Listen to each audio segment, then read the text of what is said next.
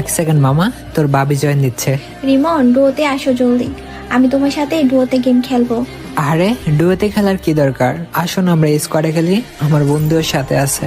দূর, সব সময় শুধু বন্ধু বন্ধু করে কেন? একটু ওরে ভাত দিয়ে আমাকে তো টাইম দাও।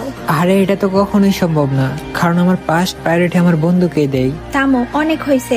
এখন বলো তোমার বন্ধুকে লাগবে নাকি আমাকে? এই যে এখন বললাম, কি বলছো? এই যে আমার ফার্স্ট প্রায়োরিটি আমার বন্ধুকেই দিব, তারপরেও তুমি এমন প্রশ্ন করবা কেন?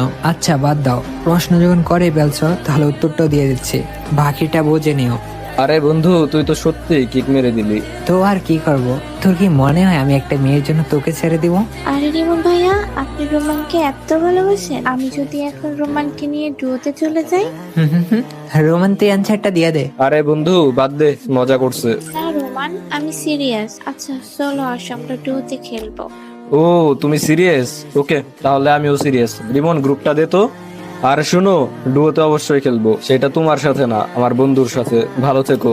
খিরে কিক মেরে দিলি? তোর থেকেই তো শিখছি।